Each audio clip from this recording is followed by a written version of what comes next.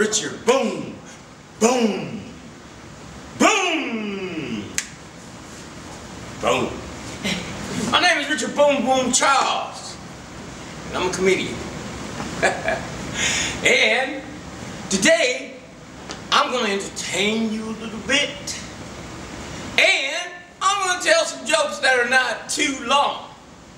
Now, say for instance, if you want me to come somewhere, you can reach me at richardboomboomcharles@gmail.com. I'll come, but wait a minute, you can't afford me. Well, but maybe you can. I don't know. Anyway, let me tell you about two friends of mine. They play baseball every day, every day. I mean, they play baseball in the morning. When they got out of school, they play baseball. And after dinner, they play baseball. They play baseball all the time. They love baseball. They knew that one day, one of them would make it to the major leagues. But they made an agreement with each other. If one of them died, that the other one would come back and tell them if they played baseball in heaven. Well, sorry to say it, but one of them died. The other one made it to the major leagues, and he's playing basketball, and this guy is good. He's making the money, he's got the honey, he's got the houses, he's got everything he needs. All of a sudden he's at a big game one day and he hears something. He says, "John, is that you?" He said, "Yes, it's me, I've come back. And I got some good news and some bad news. The good news is they play baseball every day in heaven, and the bad news is you're pitching Friday." Anyway, let me tell you something. You know, I believe in heaven and hell, but I know this guy that actually died and went to heaven and got a chance to look down on hell. And when he looked down on hell, they were doing this and doing that. And some of them were, you know, they were just moving around and all that. They were eating. They were partying. They were just doing everything they could. Some of them were just shaking and doing like this. Everybody was just doing it. Some of them were just down on the floor. And they were just having such a good time. So he said, "You know what? God, I want to go to hell." So boom! He was in hell. He was burning in fire. He said, "Well, what about the advertising and the party and the pretty women?" And the devil said, "That was our advertisement." Anyway, let me tell you something. Before we go any further, let me make this perfectly clear. I am not a crook. I never was a crook. I never did crooked things. I never lived a crooked life, but I do have a crooked wife. You know, I met this woman. It was around the time for Martin Luther King Day, and she said I could come over. And I said, "Well, I'm gonna come over." She said, "But it's Martin Luther King Day. You just can't come over any kind of way. You gotta come over looking like Martin, talking like Martin, and doing everything that Martin does." So I knocked on the door,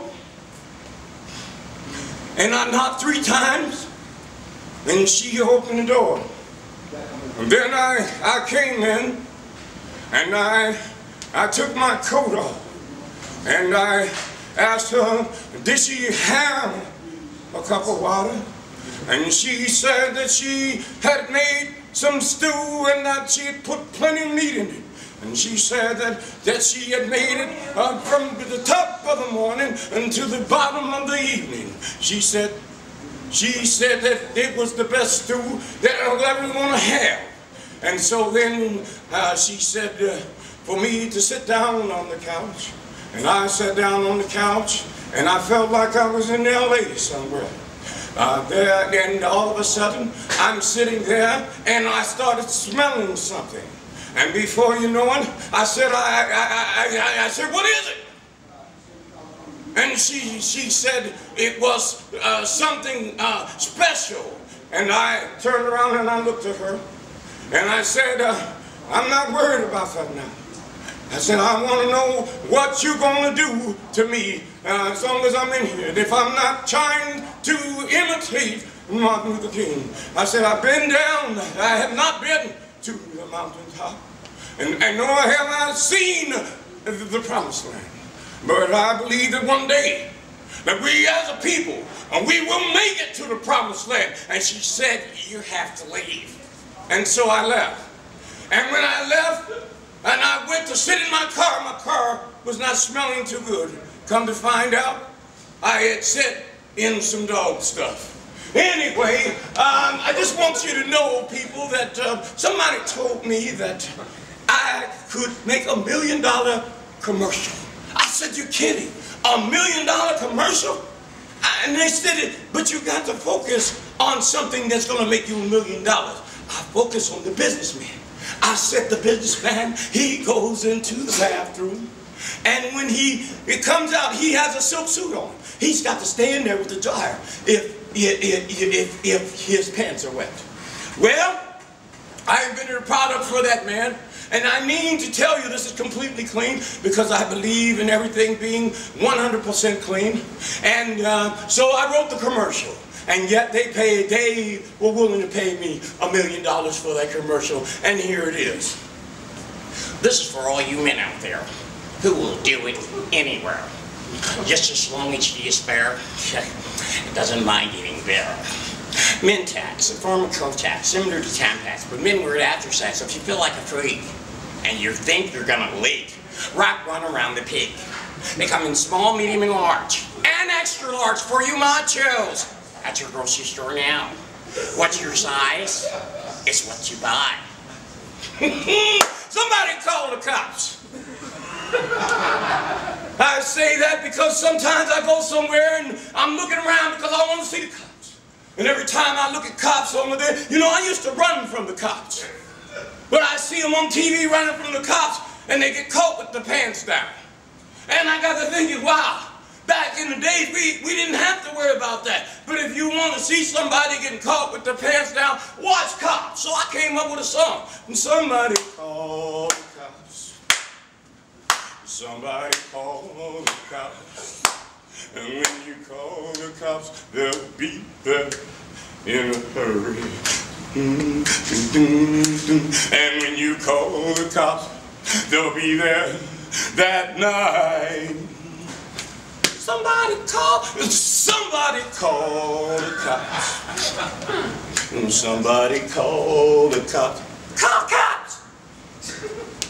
I just want to let you know that I believe that there's one entertainer that you guys wasn't able to go to see him, but I'll tell you the way that guy moves, he moves so fantastic, and he was moved so fast. I'm going to show you what he used to look like. You know what I mean? I'm going to try to get to the point where you can feel me from the waist down and see what this guy looked like. His name was Elvis Presley.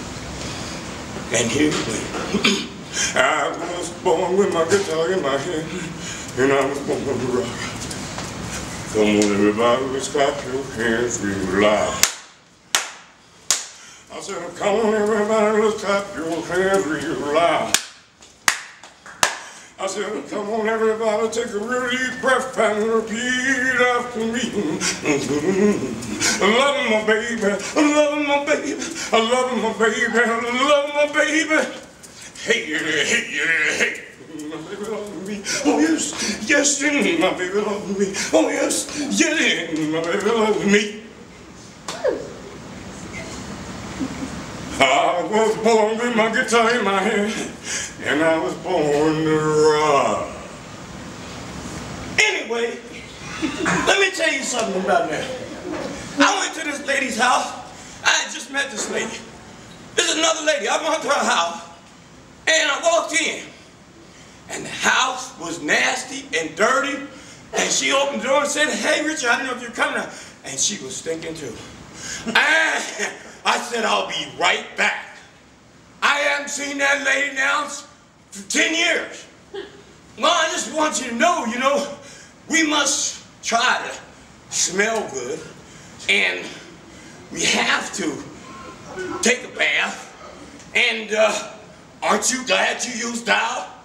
Don't you wish everybody did? Well, everybody can. But then again, I got this thing called the stinking perfume. You know what I mean? Because some people want to go around stinking, they'll buy it.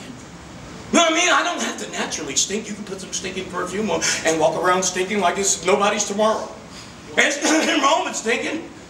You know what I mean? My pastor told me that was the smell of ministry. Stinking is the smell of ministry. Did you ever think about that? It gives you an opportunity to minister to that person without talking about them or being able to judge them. Because nobody should judge nobody else. We accept people the way you are. How about it? What'd you like to do? Have a stinking friend.